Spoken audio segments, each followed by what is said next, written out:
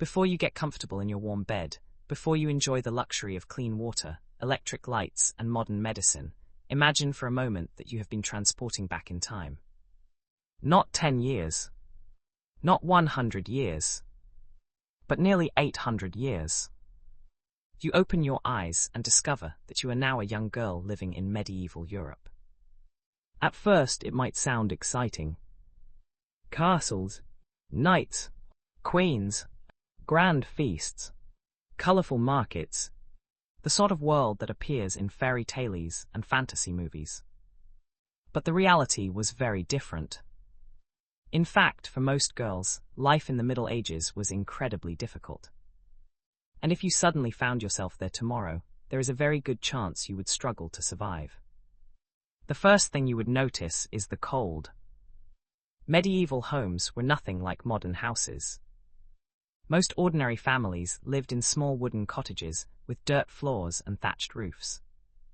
The walls were often poorly insulated. Windows, if they existed at all, were tiny.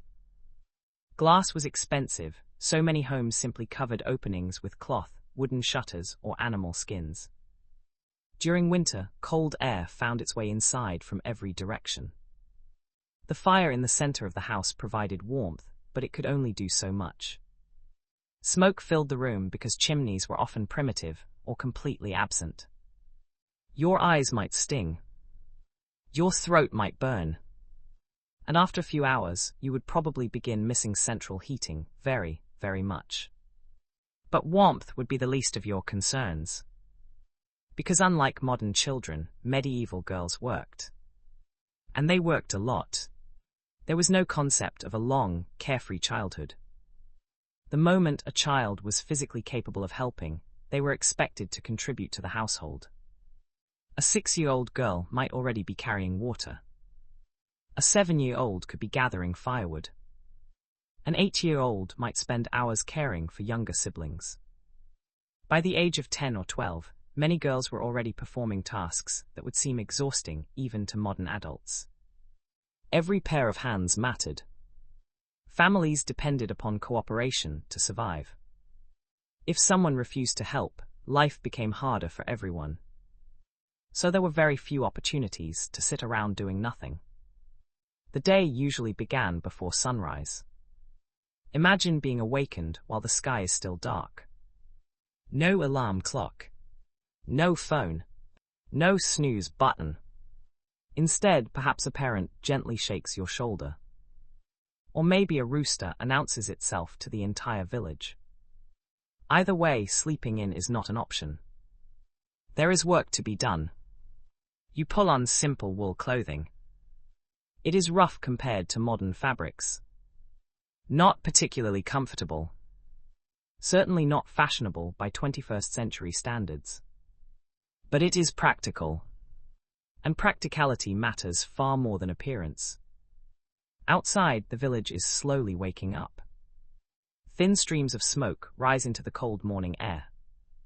Animals make noise from nearby pens. People begin moving about their daily routines. Life follows a rhythm shaped entirely by nature. The seasons control everything. Planting, harvesting, food supplies, work schedules, even survival itself. A poor harvest could bring hunger. Several poor harvests could bring disaster. Unlike modern societies, medieval communities had very little room for error. If crops failed, there was no supermarket waiting around the corner. No delivery service. No refrigerated warehouses stocked with food from around the world.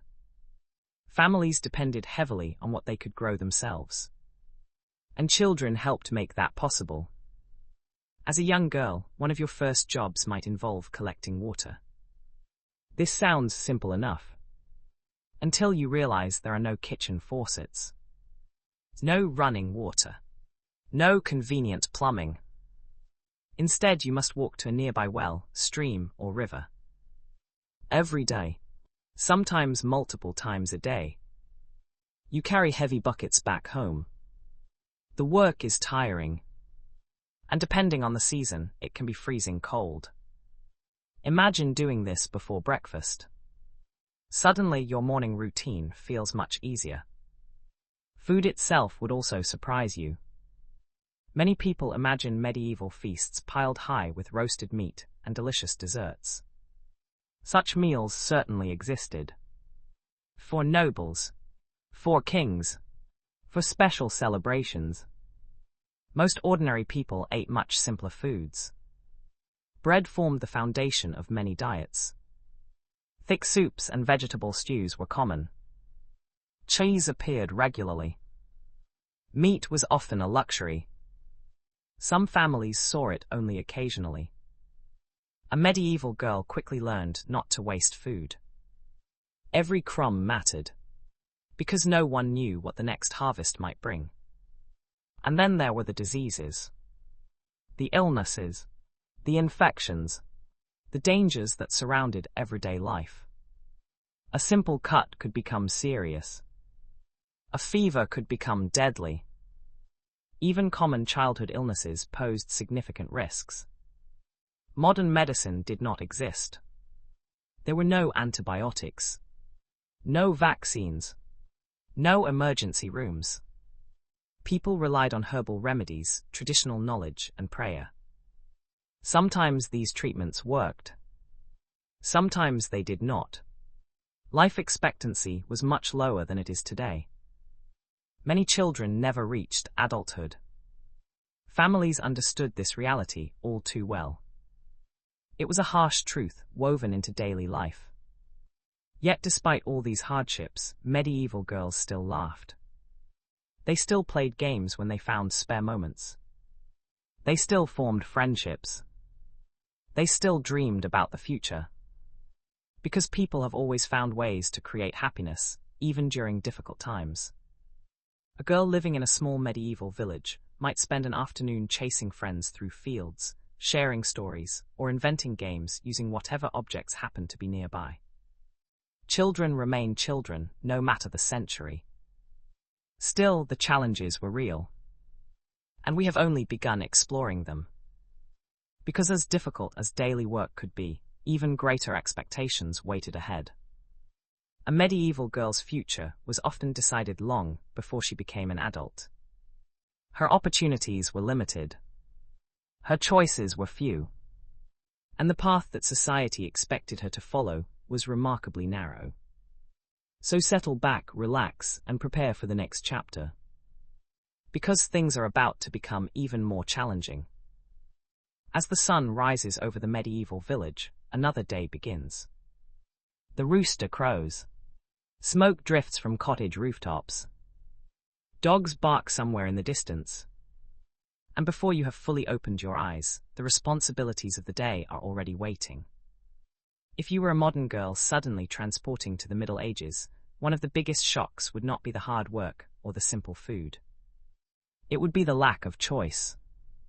Today, most people grow up believing they can shape their own future. They can choose careers, decide where to live, pursue education, and follow personal dreams. A medieval girl rarely enjoyed such freedom. In many ways, her future was being decided from the moment she was born. The first thing to understand is that medieval society was built on hierarchy. Everyone had a place. Kings ruled kingdoms. Nobles controlled land. Knights served powerful lords. Farmers worked the fields. Craftsmen practiced trades. And children were expected to grow into the same social position as their parents. Moving between classes was extremely difficult. For most girls, life followed a path laid out long before they could understand it. If your family were farmers, you would probably become a farmer's wife. If your father was a blacksmith, you might marry another craftsman. If you were born into nobility, your life would look very different, but even then, your future would often be planned by others. The idea of following your passion would sound very strange to most medieval people. Survival came first. Dreams came second. And sometimes there was little room for dreams at all. One of the clearest examples of this was education. Today, many children spend years in school learning mathematics, science, literature, and countless other subjects. Education is considered a basic part of childhood. In the Middle Ages, things were very different. Most girls never attended formal school. In fact, many people, both men and women, could not read or write. Books were incredibly expensive. Each one had to be copied by hand, page after page, often by monks working for months or even years. A single book could cost more than an ordinary family earned in a long period of time. As a result, books were rare treasures. Most villages had none at all. A medieval girl typically learned from family members instead of teachers.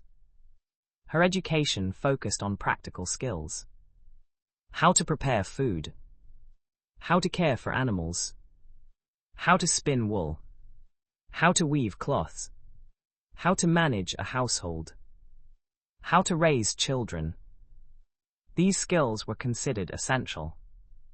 And in fairness, they truly were. Without them, a family could struggle to survive. So while many girls lacked formal schooling, they often possessed impressive practical knowledge by a very young age. A 12-year-old girl might know how to bake bread, care for livestock, sew clothing, and manage household chores more effectively than many modern adults. Necessity is a powerful teacher. Of course, not all girls shared the same experiences. The daughters of wealthy nobles sometimes received private instruction. They might learn reading, writing, music, religion, and household management. Some even became highly educated by medieval standards. Yet even among noble families, education often had a specific purpose. The goal was not necessarily personal growth. The goal was preparing for future responsibilities. Everything pointed toward adulthood. Everything pointed toward marriage. And marriage arrived much sooner than most modern people would expect. For many medieval girls, discussions about future marriages began surprisingly early. Families viewed marriage as more than a personal relationship.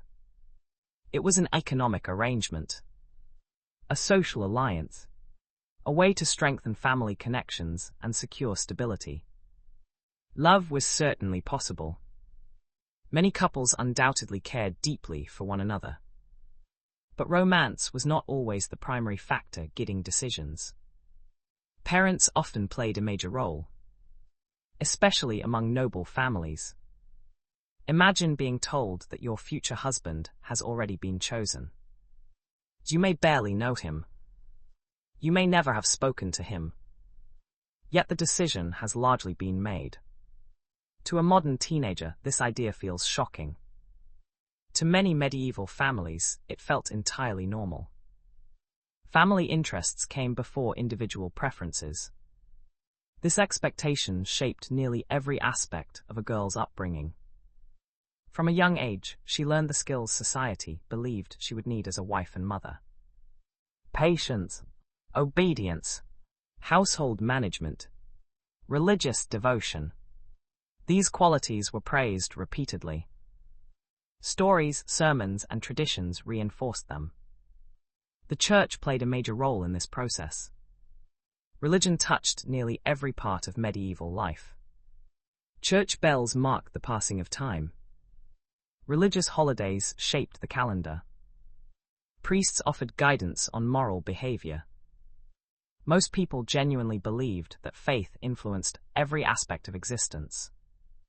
A medieval girl grew up surrounded by religious teachings. She attended services, learned prayers, observed holy days, and listened to stories about saints, miracles, and biblical figures. The church often served as the center of community life. It was one of the few institutions that connected people across regions and kingdoms. For many girls, it provided structure, meaning, and a sense of belonging. Yet it also reinforced traditional expectations. Society had clear ideas about how women should behave. And those ideas were taught from childhood. Still, medieval girls were not simply passive observers in their own lives. They formed friendships, shared secrets, played games, laughed at jokes, complained about chores, and occasionally found creative ways to avoid work whenever adults were not paying attention. Some traditions appear to survive every century. After a long day of responsibilities, a group of girls might gather near a village green, a stream, or an open field. They talked about families, neighbors, future hopes, local gossip, the same kinds of conversations young people have always enjoyed. Because while history often focuses on kings and battles, ordinary childhood experiences remain surprisingly familiar. The desire for friendship, the wish for independence, the curiosity about the future. These feelings have not changed much over the centuries. As evening arrives, the village settles into darkness. Without electric lights, night feels much deeper than it does today. The stars shine brightly overhead. The fire crackles softly inside the cottage. Families gather together before sleep. Tomorrow will bring more work, more responsibilities, more lessons about the role society. If a modern person could spend just 1 week as a medieval girl, there is one thing they would probably only grow stronger about more than anything else. It's the work, not the occasional chores, not helping around the house for an hour or two, but the constant, exhausting, never-ending work that filled nearly every day of life. In the modern world, people often talk about being busy. School assignments, jobs, appointments, household responsibilities. Yet compared to the average medieval girl, most of us live remarkably comfortable lives. Because in the Middle Ages, survival itself required labor. And everyone, including children, was expected to contribute. As dawn breaks over the village, your day begins once again. The fire has burned low during the night. The cottage is cold. Very cold. You can see your breath in the morning air. There is no thermostat to adjust. No heater to switch on. If you want warmth, someone must rebuild the fire. That someone might be you. Before breakfast, there are already tasks waiting. Water needs to be collected. Animals need feeding. Wood needs gathering. Food preparation must begin. And these are only the first responsibilities of the day. Imagine carrying heavy buckets from a well several times every morning. The water sloshes against your legs. The handles dig into your hands. In winter, your fingers ache from the cold. In summer, the heat makes the journey exhausting. Yet water is essential. Without it, the household cannot function. So the task must be completed. Every single day. Then there is firewood. Modern people rarely think about fuel. Electricity arrives through wires. Gas flows through pipes. Heat appears at the push of a button. A medieval family depended on wood. Without it, there would be no cooking. No warmth. No light from the hearths. Gathering fuel was therefore a constant concern. Young girls often spent hours helping collect branches, sticks, and firewood from nearby forests or fields. The work was repetitive. The loads were heavy. And there was always a need for more. Once these basic tasks were completed, household work continued. One of the most important jobs involved making clothing. Today, clothes can be purchased with a few clicks online or a short trip to a store. In the Middle Ages, creating clothing required an enormous amount of effort. The process began long before a garment ever existed. Wool had to be collected from sheep. The fibers needed cleaning, then spinning, then weaving. Finally, the fabric could be cut and sewn. Every step required time and skill. Girls often learned these techniques from an early age. Hours could be spent spinning wool into thread. The work demanded patience. The spinning wheel became such a common part of daily life that many girls probably felt they spent half their childhood sitting beside one. If modern teenagers complain about homework, medieval girls might have complained about spinning wool, assuming they had enough free time to complain, which was not always the case.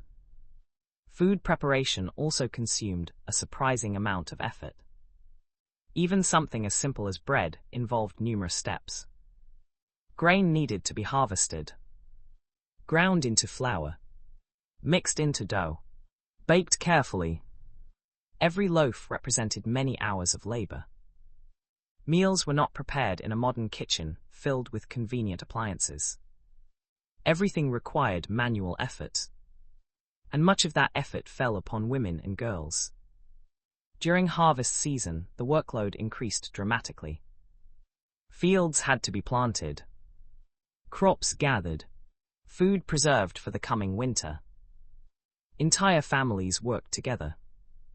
Children joined adults in long days of labor beneath the sun. The success of the harvest could determine whether a family remained fed throughout the year. The stakes were incredibly high. A failed harvest might mean hunger. Repeated failures could mean famine. This reality influenced every decision. People worked hard because they had to. Their lives depended on it. And then there were the animals. Many families kept chickens, goats, pigs, or cows. These animals provided food, milk, eggs, and other valuable resources. But they also required daily care. Animals do not take holidays. They do not respect weekends. They certainly do not understand the concept of sleeping in. If livestock needed attention, someone had to provide it. Often that someone was a child. A medieval girl might spend hours feeding animals, cleaning pens, collecting eggs, or helping with milking. The tasks became part of everyday life, as natural as breathing. Yet despite all this work, people still found moments of joy. That may be one of the most remarkable aspects of human history. Even during difficult times, people continued creating happiness. Girls sang songs while working, shared stories, played games during brief periods of free time, celebrated festivals when opportunities arose. Life was hard, but it was not completely without laughter. Neighbors often helped one another. Communities formed strong bonds because cooperation was essential. When someone became sick, others stepped in. When large jobs needed completing, families worked together. Survival depended not only on individual effort, but also on community support. This sense of connection helped people endure challenges that might otherwise have felt overwhelming.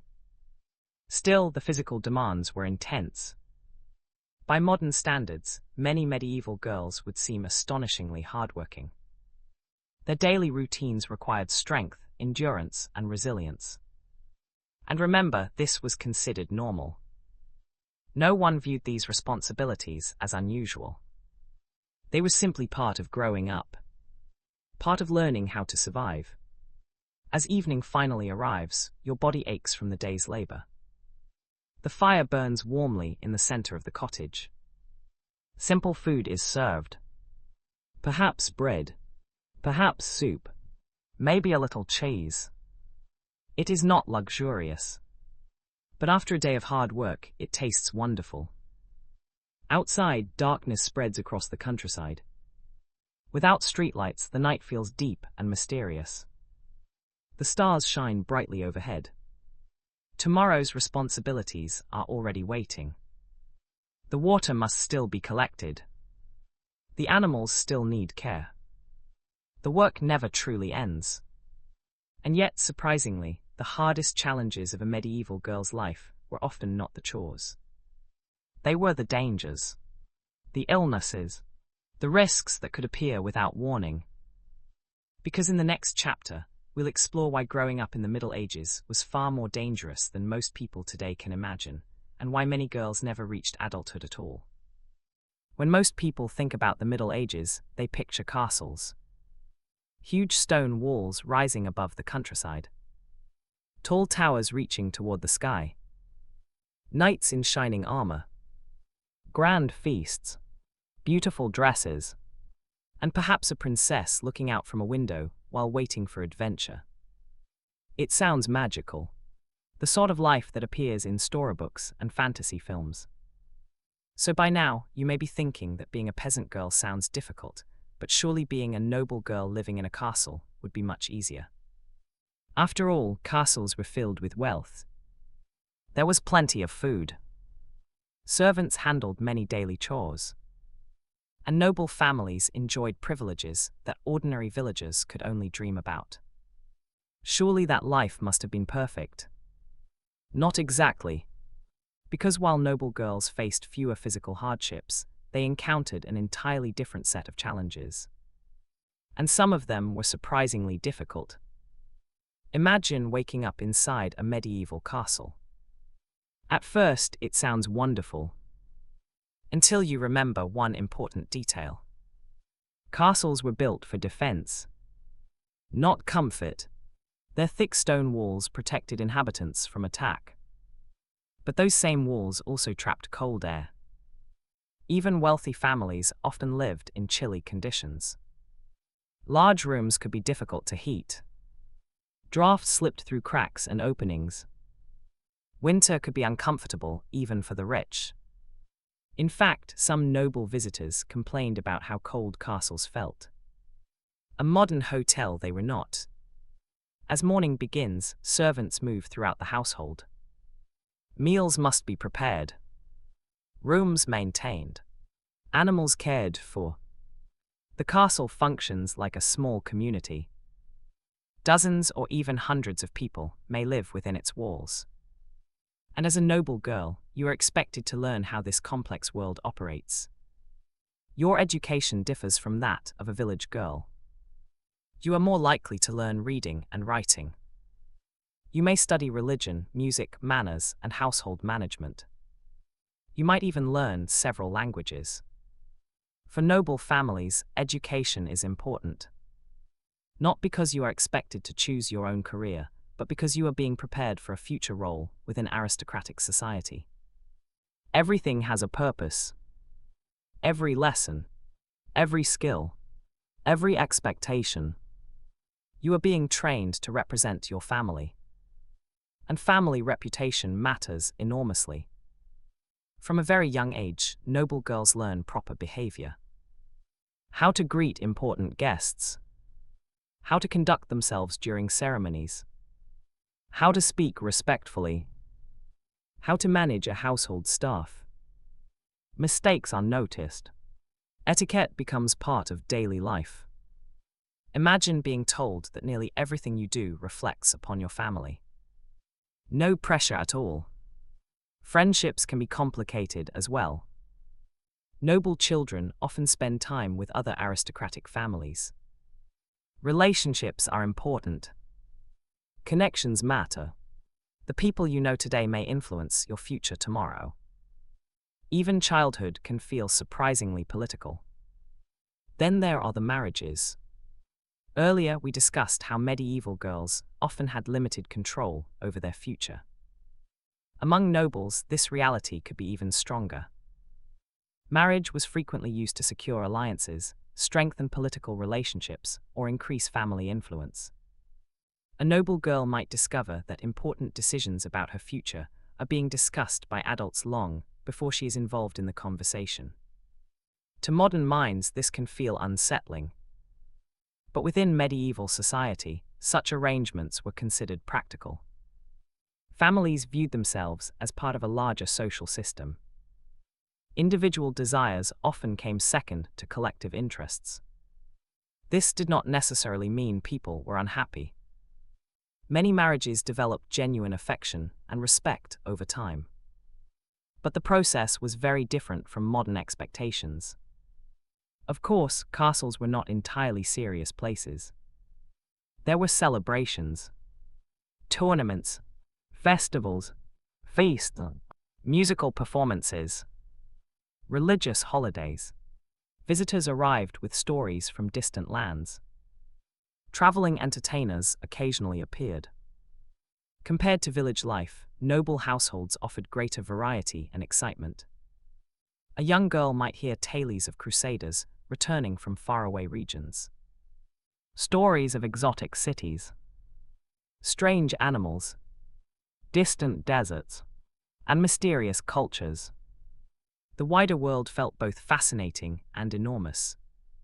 Yet privilege came with risks. Noble families often found themselves involved in political conflicts. Wars between rival lords, disputes over land, struggles for power. When tensions rose, castles became military targets. A siege could transform daily life dramatically. Imagine hearing reports that an enemy army is approaching. The castle gates close. Supplies are counted carefully. Everyone prepares for uncertainty. For noble girls living during turbulent times, politics was not some distant subject discussed by strangers. It could arrive directly at their doorstep. History was happening around them, sometimes in very uncomfortable ways. And while noble families generally enjoyed better diets than peasants, they were not protected from disease. Illness ignored social status. A fever did not care how wealthy your family was. An epidemic did not stop at castle walls. Medical knowledge remained limited for everyone. Rich and poor alike faced dangers that modern medicine now helps prevent. Perhaps the greatest surprise for modern audiences is this. Despite their advantages, noble girls still lived lives filled with restrictions. They had more comfort, more education, more opportunities in some areas. But they also carried greater expectations, greater responsibilities, and greater scrutiny. Freedom remained limited. The path ahead was usually planned. The role society expected them to play was clearly defined. A golden cage is still a cage. And many noble girls spent their lives navigating rules they did not create. As night falls over the castle, torches flicker along stone corridors. Servants finish their duties. The great hall grows quiet. Beyond the walls, the countryside disappears into darkness. A young noble girl lies awake in her chamber. Perhaps she dreams about adventure. Perhaps she wonders what the future holds. Or perhaps she simply hopes tomorrow's lessons will be slightly less boring. Some experiences truly unite all generations.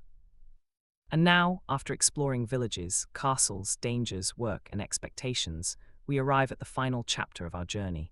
As our journey through the Middle Ages begins to come to an end, take a moment to imagine everything we have experienced together. The freezing cottages, the endless chores, the heavy buckets of water, the long days in the fields, the dangers of disease, the expectations of marriage, the responsibilities that arrived far too early, and the castles that turned out to be much less magical than storybooks would have us believe. Looking back, one thing becomes clear. Life as a medieval girl was not easy. Not even close. In fact, if most modern people suddenly found themselves transporting into that world, they would likely struggle from the very first day. We are accustomed to comforts that medieval people could hardly imagine. Clean drinking water flows from our taps. Food arrives from every corner of the world. Doctors treat illnesses that once terrified entire communities. Electric lights push back the darkness. Heating keeps us warm. Technology solves countless problems before we even notice them. These conveniences have become so normal that we rarely stop to think about them. But remove them all at once, and life changes dramatically.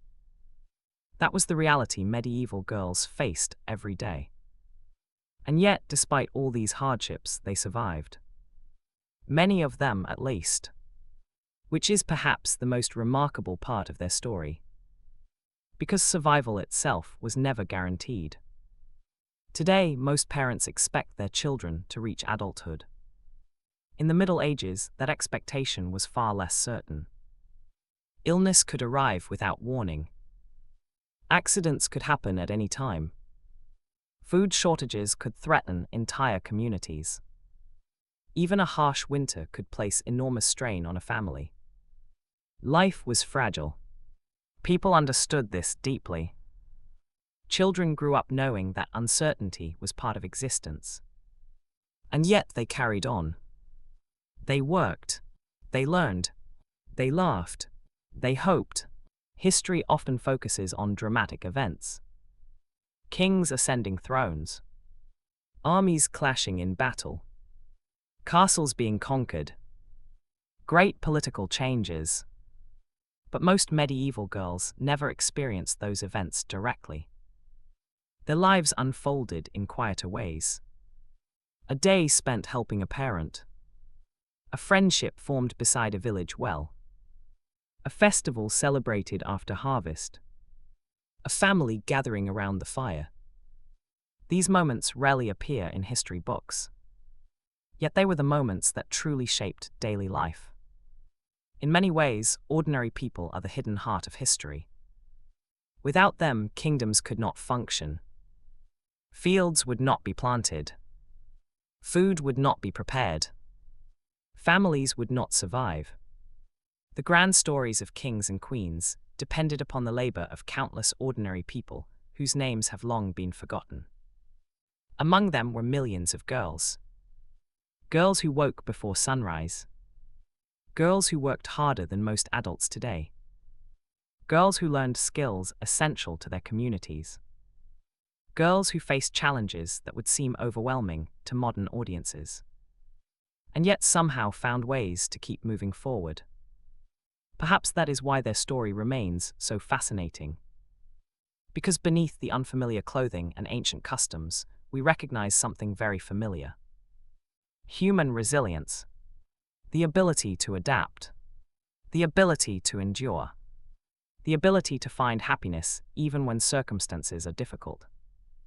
A medieval girl might not understand smartphones, airplanes, or the internet. But she would understand friendship. She would understand family. She would understand worrying about the future. She would understand wanting to belong. She would understand hoping that tomorrow will be a little better than today. These feelings connect us across centuries. More than castles. More than crowns. More than any historical event. And perhaps that is the greatest lesson history offers. The people of the past were not so different from us. They lived in different worlds, faced different challenges, believed different things. Yet they laughed at jokes, shared stories, dreamed about their futures, and occasionally complained about chores. Some traditions truly never disappear. As the years passed, medieval girls became medieval women. They raised families, managed households, worked farms, supported communities, and helped build the societies that would eventually grow into the modern world. Their contributions were rarely celebrated with monuments. No statues were erected for most of them. No grand chronicles recorded their daily efforts. Yet their work mattered. It mattered enormously. The Middle Ages could not have existed without them. And neither could the generations that followed. So would you survive as a medieval girl? Perhaps, but it would be far more difficult than most people imagine. You would need strength, patience, endurance, practical skills, and a remarkable ability to adapt to a world that offered few comforts and many challenges. Simply reaching adulthood would be an accomplishment. Living a full life would require courage. And by the standards of the time, courage was something medieval girls demonstrated every single day. As night settles over the village one final time, the fires burn low inside the cottages. The animals grow quiet. The wind moves gently through the fields. Above, the stars shine brightly in a sky untouched by electric light. Somewhere, a young girl pulls a wool blanket around herself after another long day of work. Tomorrow will bring new responsibilities, new challenges, New hopes. She does not know that hundreds of years later, people will still be wondering what her life was like. She does not know that her story will become part of history. But it has.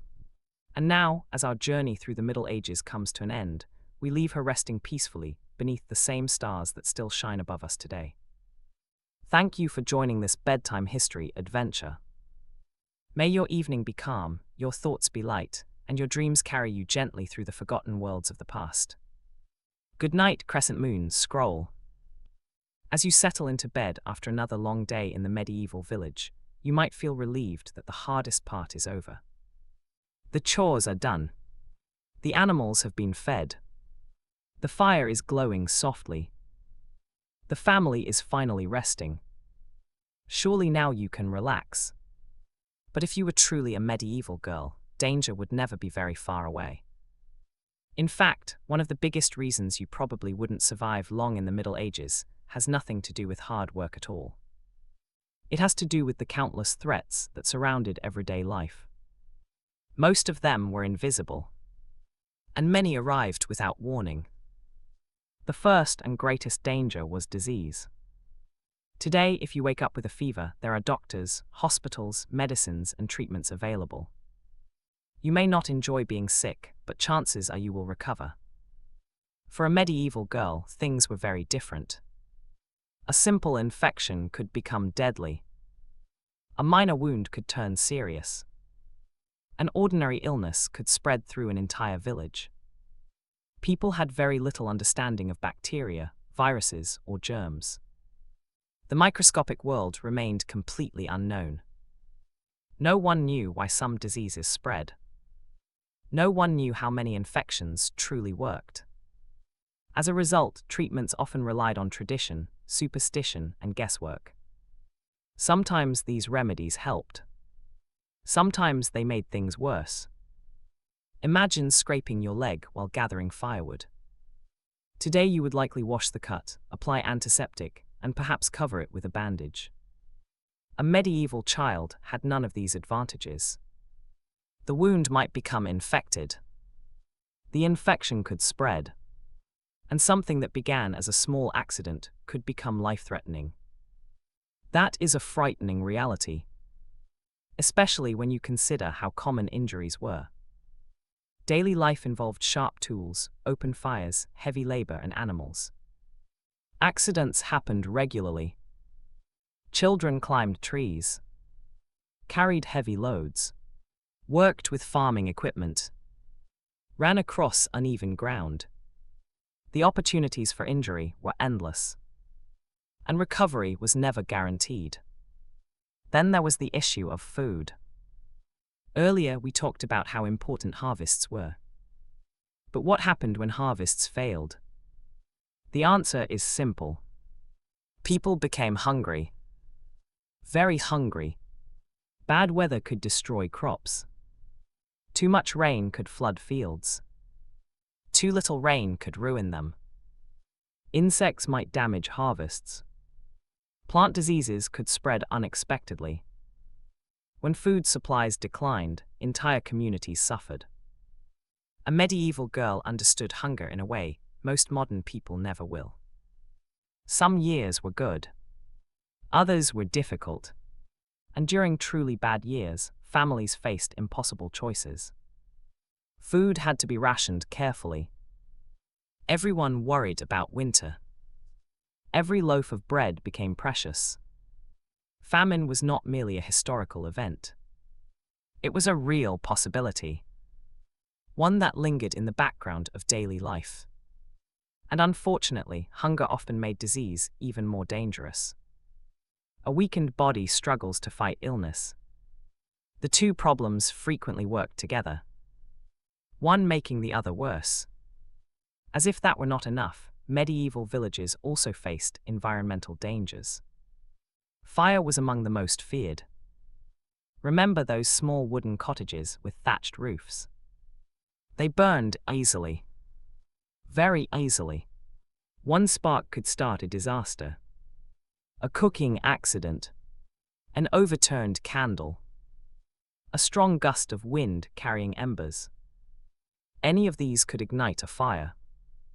Once flames spread through a village, stopping them was incredibly difficult. There were no modern fire departments, no fire engines, no emergency response teams. People fought fires with buckets of water and desperate determination. Sometimes they succeeded. Sometimes entire sections of a village disappeared in smoke. For children, fire represented a terrifying threat. One moment life could seem perfectly normal. The next, everything could change. And then there were the animals. Not the friendly pets many people imagine today. Life in medieval Europe brought regular encounters with animals capable of causing harm. A frightened horse could kick. A cow could charge unexpectedly. A pig could bite. Even dogs sometimes posed risks.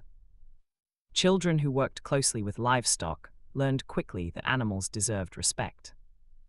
The countryside itself contained dangers as well.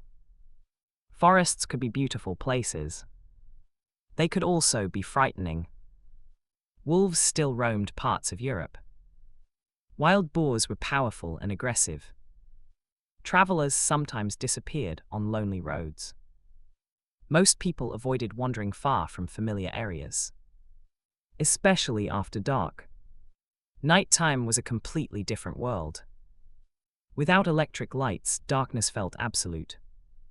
The moon and stars provided some illumination, but large sections of the countryside vanished into shadow. Medieval people often developed stories about what might be hiding there. Ghosts, spirits, monsters, fairies, witches. Many of these tales reflected genuine fears. When darkness surrounds you and strange sounds echo from the forest, imagination can become very active. A medieval girl likely grew up hearing countless stories designed to explain the unknown. Some stories entertained. Others warned children to stay close to home. And a few probably guaranteed sleepless nights. The Middle Ages were also a time of recurring epidemics. Perhaps the most famous was the Black Death. Although it arrived centuries after the early medieval period, its impact was enormous. Entire communities were devastated. Families lost loved ones. Villages changed forever. For children who lived through such events, life could become frighteningly uncertain. No one fully understood what was happening. Fear spread alongside the disease itself. Imagine hearing adults whispering about sickness in neighboring villages. Imagine watching families worry about every cough and fever. It would be difficult not to feel afraid. Yet despite all these dangers, people continued living their lives. They married, raised children, worked fields, celebrated holidays, told stories, laughed together. The human ability to adapt is remarkable. Even in dangerous circumstances, life finds ways to continue. Perhaps that is one of the most inspiring lessons from history. Medieval girls faced risks that modern people rarely encounter. Yet they still built friendships, still found happiness, still dreamed about the future. They did not wake up every morning thinking about danger. They woke up thinking about life. And life, despite all its hardships, remained worth living. As the fire slowly dies down and the cottage grows quiet, you pull a wool blanket around yourself. The wind whispers outside. The village sleeps. For now, at least, the dangers have stayed away. But another challenge is approaching. One that would shape the future of nearly every medieval girl. Because in the next chapter, we'll explore marriage, adulthood, and why growing up often happened much sooner than anyone expected. If you were a modern girl suddenly transporting into the Middle Ages, there is one part of life that might shock you more than almost anything else. How quickly childhood ended. Today, many people spend years gradually moving from childhood into adulthood. There is school, teenage life, higher education, first jobs, and a long period of discovering who you want to become. For a medieval girl, life often moved much faster. Much faster. In many communities, the idea of a long adolescence barely existed. A child was expected to become useful as soon as possible. And adulthood could arrive before you felt ready for it. As the years pass, the little girl who once carried water from the village well begins taking on greater responsibilities. Her chores become more demanding. Her skills improve. She learns how to manage larger parts of the household. Adults begin treating her differently. They speak less about games and more about duties. Less about childhood and more about the future. And eventually, one subject starts appearing in conversations with increasing frequency. Marriage. For modern audiences, medieval marriage customs can seem surprising. In some cases, especially among noble families, marriages were arranged years in advance. Parents negotiated agreements. Families discussed alliances. Land, wealth, and social connections often influenced decisions. Marriage was not simply about two individuals. It was about entire families. Sometimes even entire political strategies. For noble girls, marriage could be connected to power and inheritance. A single marriage might unite territories, strengthen alliances, or prevent disputes. Young noblewomen often had very little control over these arrangements. Their future could be shaped by decisions made in distant halls, by adults discussing matters of politics and property. For ordinary village girls, the situation was somewhat different, but family influence remained strong. Marriage was still viewed as a practical necessity. Most people expected to marry eventually. Building a household required cooperation. Farming, raising children, and managing daily life were difficult tasks to accomplish alone. As a result, marriage became one of the most important transitions in a person's life. And it often happened earlier than most modern people would expect. Imagine being told that your childhood is nearly over. Not because you feel grown up. Not because you have achieved every dream. But because society believes it is time. It is a difficult concept for many of us to understand today. Yet for medieval girls, this was often reality. The expectations surrounding adulthood were enormous. A young woman was expected to help manage a household. Prepare food. Care for children. Assist with farming or family businesses. Maintain clothing. Handle countless daily responsibilities. The workload did not become easier after marriage. In many ways, it became even greater. And remember, all of this occurred without modern conveniences. No washing machines. No refrigerators. No electric stoves. No running water. Every task required effort. Every task required time. Even the simplest household jobs could consume hours. Yet medieval women became remarkably skilled at managing these challenges. From an early age, girls learned abilities that allowed entire households to function. They organized supplies, prepared meals, produced clothing, maintained homes, raised children. Their contributions were essential. Without them, medieval society could not operate. History books often focus on kings and battles. But the daily work of ordinary women helped sustain entire communities. Of course, adulthood brought more than responsibilities. It also brought new relationships, new friendships, new experiences, and occasionally opportunities for greater independence. A married woman might become responsible for managing important aspects of household life. In some cases, women ran businesses, supervised workers, or handled financial matters while husbands traveled. The exact experience varied greatly, depending on location, wealth, and circumstance. Medieval society imposed many restrictions, but real life was often more complex than simple rules suggest. Not every story followed the same path. Some women became respected figures within their communities. Others entered religious life. Convents provided an alternative route for certain girls, particularly among wealthier families. Within convents, women could pursue education, copy manuscripts, engage in scholarship, and participate in religious service. For some, it offered opportunities unavailable elsewhere. Still, for the majority of girls, family life remained the expected future. And family life came with significant challenges. Childbirth, in particular, was one of the greatest dangers a woman could face. Modern medicine has dramatically reduced many risks associated with pregnancy and childbirth. In the Middle Ages, those protections did not exist. Many women feared childbirth for good reason. Complications were common.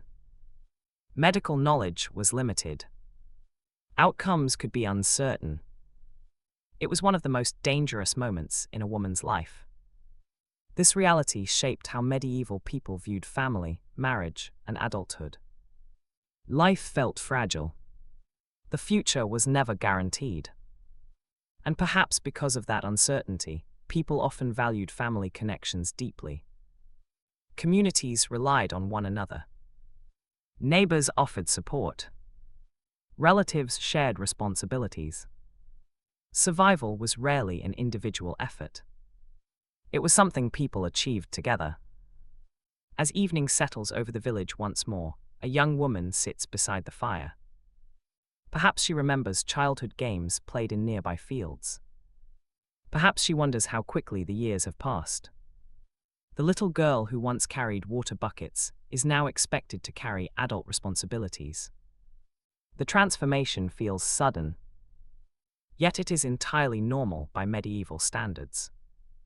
And if you are beginning to think that life as a medieval girl sounds exhausting, you are not alone. Because we have not yet discussed one of the most important differences between medieval life and modern life. The social class you were born into. A peasant girl and a noble girl could live in completely different worlds, despite existing in the same kingdom. In the next chapter, we'll step inside castles, great halls, and noble households to discover whether life was truly better for medieval girls born into wealth and privilege.